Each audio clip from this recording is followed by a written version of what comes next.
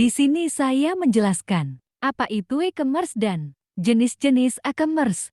E-commerce adalah contoh bagaimana teknologi memengaruhi kehidupan manusia dalam konteks bisnis, baik dari segi penjual, pembeli, distributor, dan pihak lainnya yang terlibat. Sejatinya, elektronik, commerce atau e-commerce adalah aktivitas jual-beli yang dilakukan melalui media elektronik. Untuk saat ini, e-commerce didominasi oleh transaksi via internet. Perlu Anda ketahui, pengertian e-commerce berbeda dengan pengertian marketplace.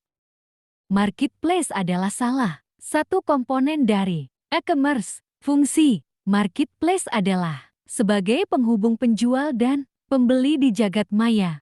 Penjual dan pembeli bisa langsung transaksi dengan mudah karena sistemnya sudah disiapkan oleh penyedia platform.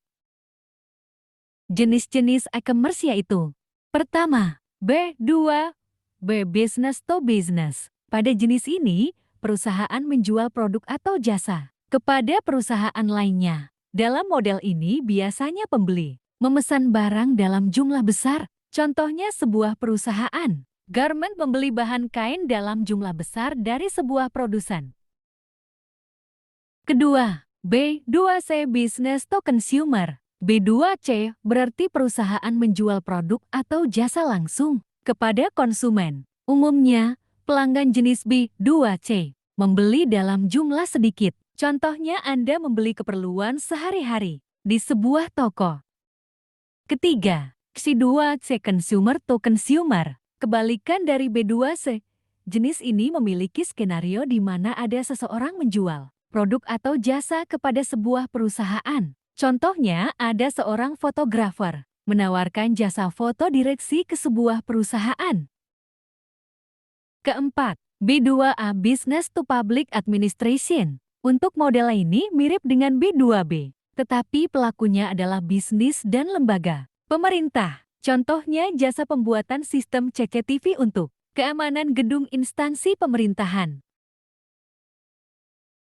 Kelima, C2A Consumer to Public Administration. Jenis e-commerce ini mirip dengan C2B, tetapi transaksi dilakukan oleh individu dan lembaga pemerintah. Namun, jenis e-commerce ini tak banyak ditemui di Indonesia karena transaksinya hanya seputar pajak.